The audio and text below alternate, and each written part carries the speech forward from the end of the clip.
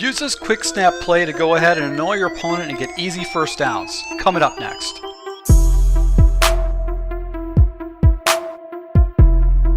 Hey, this is Full Game Prometheus, the only YouTuber that actually gives you full games of all the tips and schemes I post on my channel. I show you the good, the bad, and the ugly. Alright, so guys, going to be jumping back into the second part of the gun bunch formation. I know I've had a lot of subscribers and a lot of people to comment on my channel. Why don't you have a breakdown gun bunch? Going to do it for you right now out of the Carolina Panthers playbook. This is going to be part 2 once again of a 4-part series. Guys, if you want to go ahead and see the rest of the scheme, go and hit the subscribe button and the notification icon. And also you get to see this in live gameplay. So if you go ahead and subscribe, you'll see my notifications and when I go ahead and use these in live gameplay. Alright, so let's go ahead and take a look at the next play. And this is a play that actually caught my attention, was bench pivot. Not a very popular play, don't see it in a lot of playbooks, but it's got really unique routes. This is going to be a complement to the previous play that I broken down, which is the bunch trail. And I'm also going to be showing you guys how I run inside cross, not much different from what is popular in the community. But what I do like about bench pivot, it gives you the ability to go and attack, basically flood the right side of the field, and you have a deep in route on the backside just in case your opponent really covers that up. So let's go ahead and take a look at bench pivot against man blitzes and go from there. Alright, so basically what we're going to be looking at when we get this play, the first thing we're going to do is we're going to streak up our receiver Samuel. He's on that kind of that whip route. You can leave it in there, but I like to go ahead and streak him up because that allows me to go ahead and allow me to open up areas down the field with Dixon and with Shepard. So my first read is going to be Shepard, and basically what we're going to do is we're going to just do a little down pass lead just to keep it away from the defensive back. We don't want to allow him to make a play on it. So just a down outside pass lead is going to be the area we're going to go. And if you can rack it up, obviously you can pick some very good yards with it. So that's going to be our first progression against man coverage. If a defender does not float in that area, and if you got off coverage, basically what we're going to do is just go ahead and look to that play majority of the time because he should get separation if you got a good wide receiver. Now on the backside, you've also got funches. So if your opponent really starts hovering or just things don't look right to you, you've also got this deep in route against man coverage. In routes, out routes, they work very good against man coverage.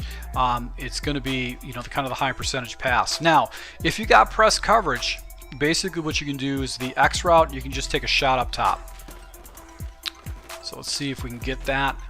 We got a defender that's actually playing over the top right there, but if he is an all-out man blitz, he's blitzing the entire house and you've got press coverage, just go ahead and just wait for your guy to get up and just rack it up top or do an aggressive catch. But that's where you're going to get that one play touchdown in this particular play, is if he starts really doing a man aggressive blitzes, you know that you can go ahead and just attack him this way. So as you can see right here, another opportunity to go ahead and rack it. You get a nice little touchdown or a good opportunity to pick up some pretty good yards. So let's go ahead and run against cover 2, because that's going to be cover 2, cover 3, cover 4 is going to be something you're more likely to see in this game. All right, so we're going to be running against random cover 2s. Once again, we're going to be looking to Shepard, and if the defender does not float out, I'm just going to go ahead and rifle it to that out route. So if I've got off coverage, I'm going to go ahead and look to Shepard right away. So, but now you can see the defender actually falls down. And then he floats back up. So now I've got Shepard sitting on the sideline, and those defenders really can't play at both areas of the field. So right there, defender floats down, floats back up. I'm just going to go ahead and just rifle it to Shepard on the sideline. So once again, we're still going to be looking to that area. And if the defensive back actually plays up top for that deep corner route, we're basically going to go ahead and just hit it back to that one route over there. So you can see right there, the defender actually gets away. So we're just going to go and check it down and take the easy progression. So against cover 2, if we get a cover 2 shell, we're really going to be looking more for, we're going to be waiting for that deep corner route to appear. And if that does appear, you're going to be able to go ahead and take big yards right there. So let's go ahead and take a look at this in instant replay and just see what we're looking at, why I made that progression right there.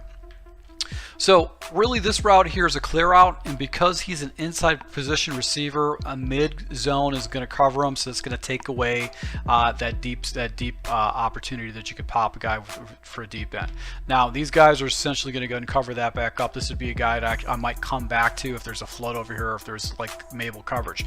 So our first read is going to be this wide receiver right here, and as you can see, he starts playing.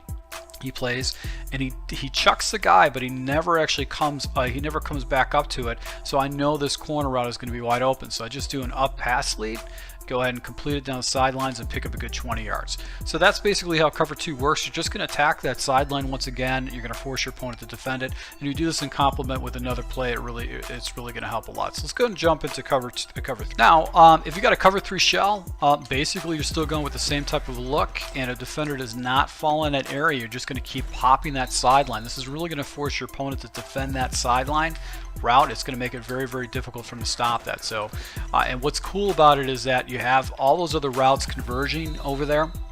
And if there is a guy that, or a player that's supposed to play in a flat blue or play in a purple, or he's got a seam responsibility, you can just keep coming back to this route. This route just gets really crazy separation, and it's very difficult for the computer to go and pick it up. So right there, actually, the guy actually comes in the area and picks it up, and he just came out of the blue. So let's see if we can go ahead and attack it. Once again, nobody in the area. We're just going to go ahead and keep attacking the sideline against our opponent, especially if he's not blitzing at all. Now, I also got this corner route. If you play some kind of a hard flat, if the guys bite down on that in route, you can essentially hit the corner. So this works just the same way as basically cover 2 shell. Same type of reads. You're just going to be looking for this guy right here. And it's actually, this was a cover 3 shell, but it had a cover 2 cloud on the backside. So unless he's running Mabel, basically this is going to attack. You're going to either have a high-low read, fast progression down here, or you can wait for the defender to float up, or you can hit this deep corner route. Now, also another thing too, maybe you're maybe going to have your guy float around the corner and try to defend this area. You've also got this deep, in route that's going to be wide open too, so you can go and hit that. So let's go ahead and jump into cover 4 and see how this works against cover 4. Now, on a cover 4 too, you've also got the deep corner route that you can attack, and then you've got this crossing route that you can go ahead and hit too. So this is a really good play to go ahead and use against cover 2 or cover 4 also. So in the instant replay, once again, we've got the quick out. We can pop that. We can wait for this route to actually come out. So if he does hard flats, someone's going to come out to this area to take this out. So if he does hard flats, you'll be able to hit him in the corner. And if he brings this guy to user these areas to go take these reads away, you've got this deep crossing route that gets wide open against cover 4.